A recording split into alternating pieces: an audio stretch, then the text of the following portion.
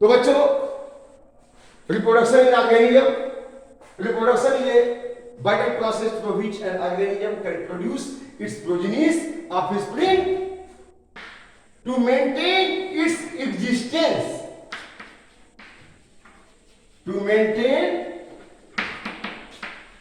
its existence on Earth planet.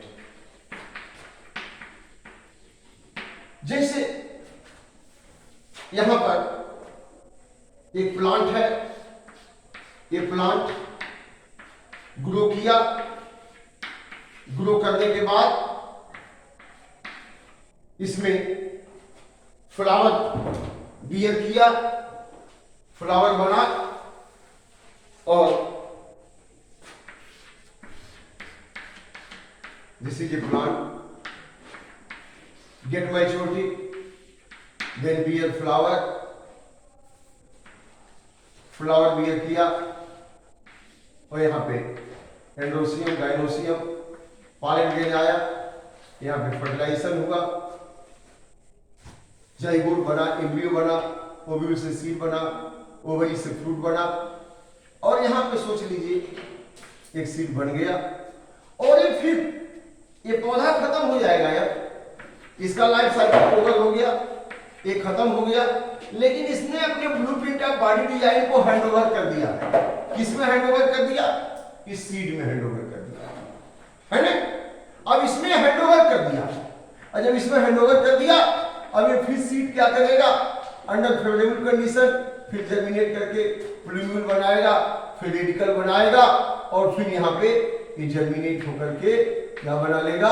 नया पौधा बना लेगा और नया पौधा बन गया इससे और ये पौधा फिर से मैच्योर होगा, फिर से फ्लावर बियर करेगा और फिर से अपनी प्रोजेनी बनाएगा। कहने का मतलब ये है कि अगर यह सीड नहीं बनाता तो ये तो खत्म हो चुका था, इसका अस्तित्व ही क्या होता? खत्म हो जाता। लेकिन इसने रिप्रोडक्शन की प्रक्रिया में अपना सीड बनाया, फिर सीड जर्मिनेट करके नया पौधा बना दिया। तो इस पूरे प्रोसेस को क्या करेंगे? Reproduction means it is producing its own time, अपने तरह की अपनी संतति को बना रहा है ताकि इस दुनिया में उसका अस्तित्व बना रहे। देखिए जितने भी पेड़ पौधे यहाँ पे बरसात के दिन में बहुत सारे पौधे लगे हुए थे, धीरे धीरे भी गर्मी आ गई, सूख गए, फिर बरसात होगा, फिर वहां हरियाली आ जाएगी। क्यों? क्योंकि उनके सीड्स वहां पड़े हुए हैं और फिर वो ग्रो करेंगे, फिर पौधा बन जाएगा। उनको मालूम है कि एक निश्चित जीवन अंतराल के बाद हम जी नहीं सकते, तो अपने अस्तित्व को बनाए रखने के लिए अपनी नई पीढ़ी बढ़ाते हैं, रिप्रोडक्शन करते हैं। तो बच्चों, रिप्रोडक्शन ये vital process through which an organism can produce its progenies और offspring to maintain its existence on the earth planet. अब ये रिप्रोडक्शन अलग अलग ऑर्गेनिज्म में अलग अलग प्रोसेस से होगा। तो लिख लीजिए, the living organism have certain life span. The living organism have certain life span, एक निश्चित जीवन काल इनका होता है। After that they can not survive, वो निश्चित जीवन काल के बाद वो सर्वाइव नहीं कर सकते। धीरे धीरे उनमें एजिंग होगी। एजिंग क्यों होगी? जैसे मोटर गाड़ी है, उसके पार्ट घिसते रहते हैं, वैसी लिविंग ऑर्गेनिज्म में भी मेटाबॉलिज्म करते करते उसके सेल में फ्री रेडिकल्स बढ़ने लगे, धीरे धीरे डिट्यूलेशन होने लगा, आर्गन धीरे धीरे डिट्यूलेट होने लगे और धीरे धीरे ग्रोइंग ओल्डर और धीरे धीरे वो सीज करने लगे और फिर वो इंडिविजुअल क्या करेगा? खत्म हो जाएगा। लेकिन उसका अस्तित्व बना रहे इसके लिए वो खत्म होने से पहले ही क्या करता है? अपने समान अपनी प्रोजेनीज बढ़ा देता है। अगर ये प्रोसेस न होता तो आप सोचो, हम लोगों को हर साल अनाज, दाल, फ्रूट, फल, सब्जी खाने को मिलता। पौधे इसी प्रक्रिया से तो बनाते हैं ना। रिप्रोडक्शन की प्रक्रिया में गेहूं के पौधे में सीड बनते हैं, धान के पौधे में सीड बनते हैं, वेजिटेबल्स फ्रूट देते हैं, फल वाले वृक्ष फ्रूट देते हैं। Bye the process of reproduction actually हम प्रोड्यूस करते हैं अपनी अगली पीढ़ी बनाने के लिए, लेकिन हम बुद्धिजीवी लोग उनको प्रोपेगेट कराते हैं, ज्यादा ज्यादा ग्रो करते हैं ताकि वो ढेर सारा अनाज दे, ढेर सारे फल दे, उसको हम खाते भी हैं और लगाते भी हैं। हर साल का साल लगाते हैं कि उनका अस्तित्व भी बना रहे और हमें भोजन मिलता है। तो यह जो प्रोसेस है यह केवल उन्हीं ऑर्गेनिज्म के नहीं, बाकी भी अलग ऑर्गेनिज्म के भी अस्तित्व को बनाए रखने में, भोजन देने में मदद करता है। पेड़ पौधों तो चलो अपना भोजन बना लेते हैं, ग्रीन प्लांट बना लेते हैं, लेकिन दूसरे जो है वो उन्हीं के ऊपर डायरेक्टली इनडायरेक्टली निर्भर है। वो डियर, कैटल, अगर घास पात ना हो खेतों में तो नहीं सर्वाइव करेंगे।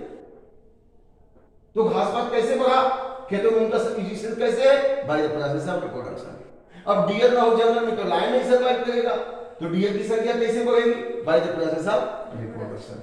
लायन खुद अपनी प्रोजेनिज कैसे बनाएगा, by the process of reproduction. मतलब ये रिप्रोडक्शन क्या है, यह स्पीसीज को मेंटेन करने में मदद करता है। किसी भी ऑर्गेनिज्म की स्पीसीज को मेंटेन करने में मदद करता है। तो इस तरह से हमें देख सकते हैं कि एवरी ऑर्गेनिज्म का लाइफ स्पैन है, उसके बाद वो सर्वाइव नहीं करेंगे।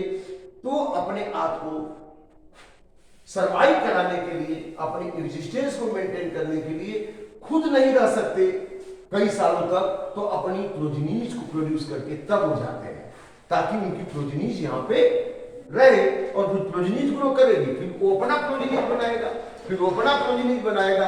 इसी तरह से अपने ब्लूप्रिंट ऑफ बॉडी लाइन को हैंडओवर करते रहते हैं और इस धरती पे उनका अस्तित्व बना है। आप समझ में आ गए?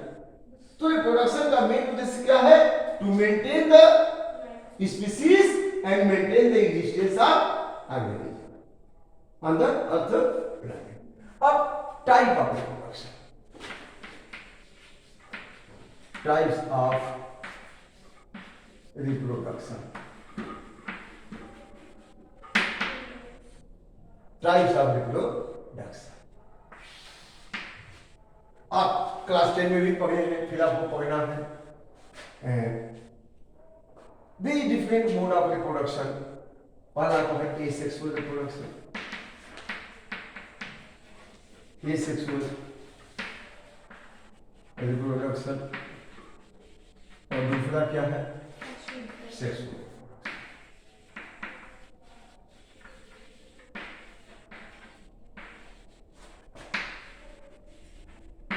अब ये सेक्सुअल रिप्रोडक्शन में कोई अलग से ऑर्गन सिस्टम नहीं है ऑर्गेनिज्म के अंदर, वो अपने उसी बॉडी पार्ट से अपनी प्रोजेनिज बना लेते हैं।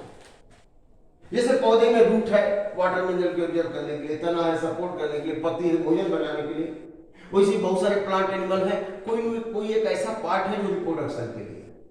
जैसे प्लांट में फ्लावर है, उसका रिप्रोडक्टिव पार्ट, फ्लावर में एंडोसियम बना, गाइनोसियम बना, एंडोसियम में पॉलन ग्रेन बना, गाइनोसियम में जो ओव्यूल है, ओव्यूल के अंदर में जो है एक अपरेटस के अंदर में एक सेल है, साइनर्जिक सेल है, सेकेंडरी न्यूक्लियस है।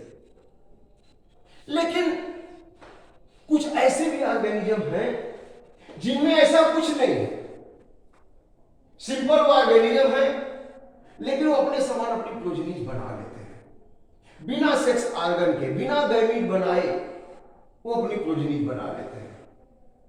जैसे कुछ प्लांट को ले ले, पोटैटो वगैरह, पोटैटो कैसे ग्रो करता है, ये ओनियन है, ओनियन को जमीन पे लगा दे, अब यहां से नया पौधा बन जाए।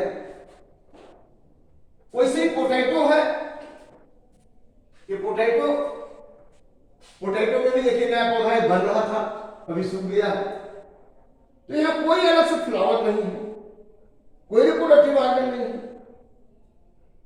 इसके वेजिटेटिव पार्ट से भी नया पौधा बन गया। तो एसेक्सुअल रिप्रोडक्शन इसको कहेंगे, क्या कहेंगे, एसेक्सुअल रिप्रोडक्शन। माने कोई सेक्स ऑर्गन नहीं है, कोई गैमीट सेल नहीं बने हैं, सोमेटिक पार्ट से ही नया ऑर्गेनिज्म बन गया, तो इसको क्या कहेंगे, एसेक्सुअल रिप्रोडक्शन। लिख लीजिए, asexual reproduction, it is a mode of reproduction in which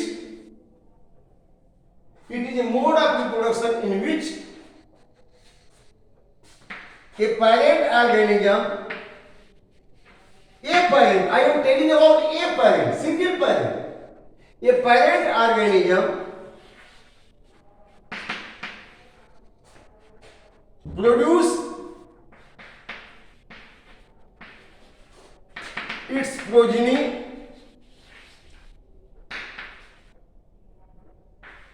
without without formation and fusion of gametes, without formation and fusion of gametes, बिना गैमीट के फॉर्मेशन के, बिना गैमीट के फ्यूजन के, ये parent organism can produce its progenies. जैसे मैंने potato की बात करी, इन द पोटैटो बड बना और इसी बड से नया पौधा बन गया। There is no any flower, there is no any reproductive part, there is no any male and female gamete, simply the bud formation occurs, this bud grows and get converted into new potato plant। ऐसे ही आप देखेंगे ginger में भी, ginger में भी क्या हो रहा है, from the rhizome a bud like structure appear and bud differentiate and produce new plant। तो इस तरह की रिप्रोडक्शन को क्या कहेंगे, एसेक्सुअल रिप्रोडक्शन, इसको वेजिटेटिव प्रोपेगेशन भी कहते हैं। ये तो हमने पहले इसलिए बता दिया कि आपको थोड़ा एक आइडिया बन जाए कि ये सेक्सुअल रिप्रोडक्शन क्या है। लेकिन अभी हम लोग शुरू करेंगे सिंपल ऑर्गेनिज्म में, जो बहुत छोटे हैं, सूक्ष्म हैं। तो लिख लीजिए, asexual reproduction is following types. Asexual reproduction is following types.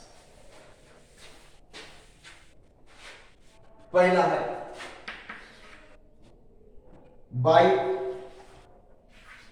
binary fission,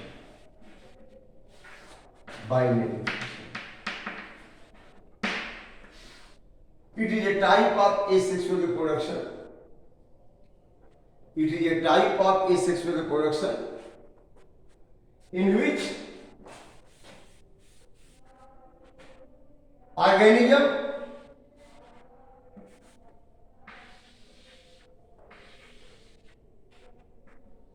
get split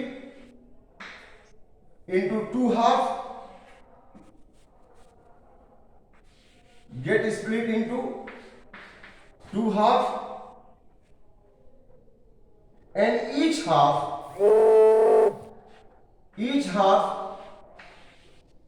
develop into new, each half develop into new individual, each half develop into new individual। तो यहां पे एक इंडिविजुअल है, दो हाफ में टूट गया और दोनों हाफ अलग हो गए, ये डाटा में भी हो गए।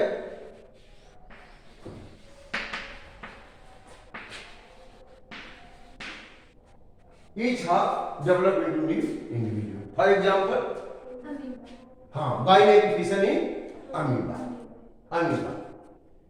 तो यहां पे अगर पूछा जाए कि क्या दो प्रोसेस होते हैं जिसकी वजह से बाइनरी फिशन, हाँ यहाँ तो फिशन हो रहा है ना, तो फिशन हो रहा है, तो फिशन में क्या दो इंपॉर्टेंट बायोलॉजिकल प्रोसेस हो रहे हैं? यस यस, सबसे पहले क्या हो रहा है बेटा? कैरियोकाइनेसिस, न्यूक्लियस इनका सबसे पहले डिवाइड हो रहा है, कैरियोकाइनेसिस। इसके बाद साइटोप्लाज्म डिवाइड हो रहा है, क्या हो रहा है? साइटोकाइनेसिस। यस, वेरी गुड, लिख लीजिए। Under favourable condition, under favourable condition when amoeba grows, its nucleus get elongates, its nucleus get elongates and divide into two half, and divide into two half। तो division of nucleus इसका what?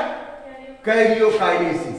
सबसे पहले nucleus देखिए elongate हो रहा है, वही divide हो रहा है, तो nucleus elongates and get divide into two half, that is called as karyokinesis. Later on cytoplasm get divide,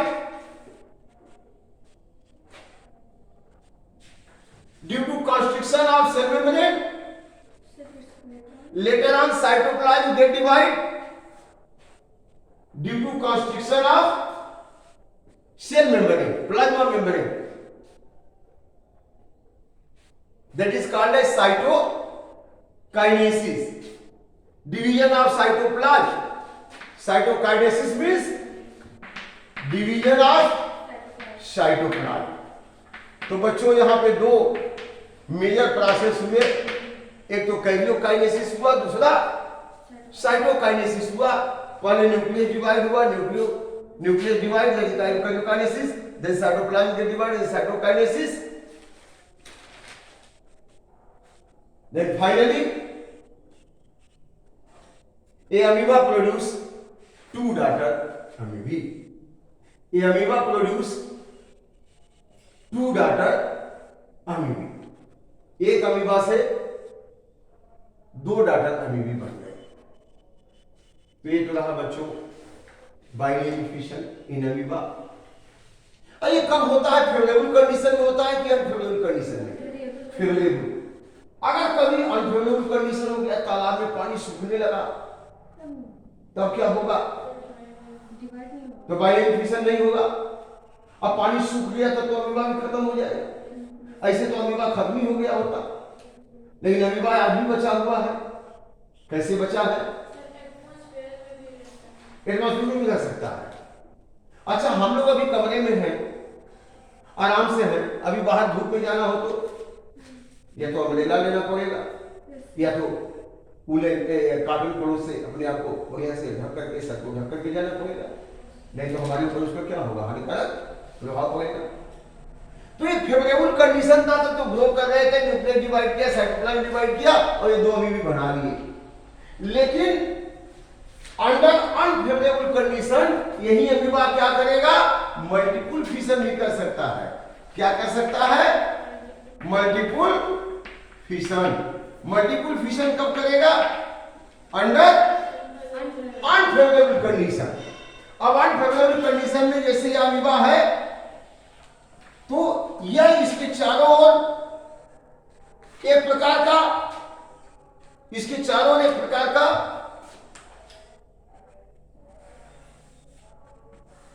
secretion स्रावित होगा और सिक्रीशन स्रावित होने से यह इंसिस्टेशन में चला गया, सिस्ट बना लिया। इसको कहते हैं ये स्पोर जैसे हो गया, स्पोरुलेशन। यह बिल्कुल इसके चारों ओर एक प्रकार का मटेरियल स्रावित हुआ और सिस्ट बना लिया, अभी प्रोटेक्टेड हो गया। अब इसके अंदर न्यूक्लियस डिवाइड कर जाएगा छोटे छोटे पीस में, और उसके चारों ओर थोड़े साइटोप्लाज्म इकट्ठा हो जाएंगे। अब ऐसे ही पकड़ रहेगा अनफेवरेबल कंडीशन में, कोई प्रॉब्लम इसको नहीं होने वाली है। ऐसे ही पकड़ा रहेगा और जब फिर फेवरेबल कंडीशन आएगा, वाटर वगैरह मिल गया, तब क्या करेगा? पानी को एब्जॉर्ब करके यह सिस्ट फूट जाएगा।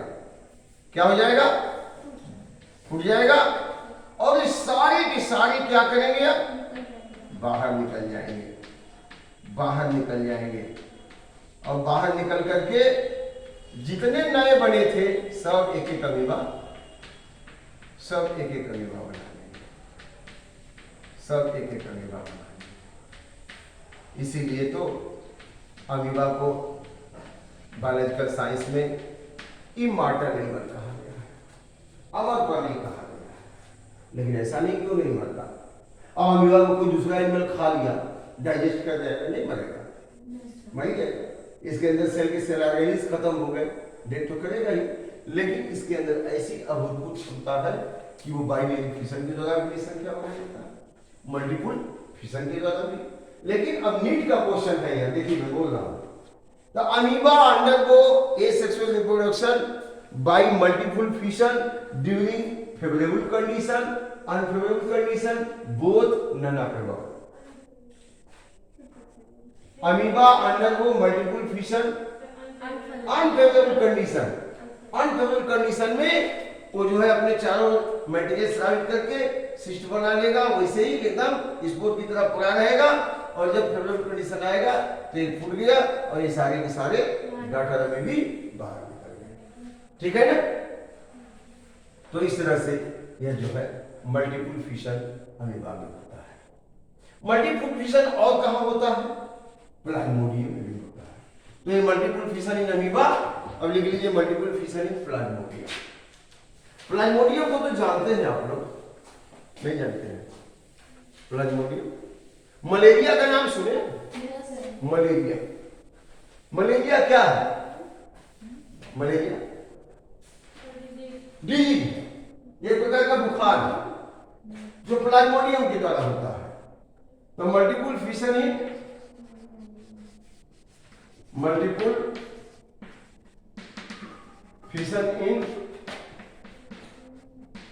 Plasmodium,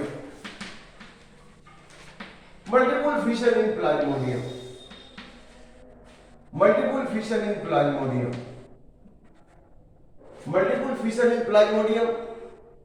Plasmodium is a malaria parasite. It enters into body of women due to bite of which mosquito? Female anopheles. The malaria parasite Plasmodium enters into human being due to bite of Plasmodium enters into body of the human where in the liver cell and RBC it multiply. कहाँ multiply करेगा? RBC, liver cell and RBC it multiply.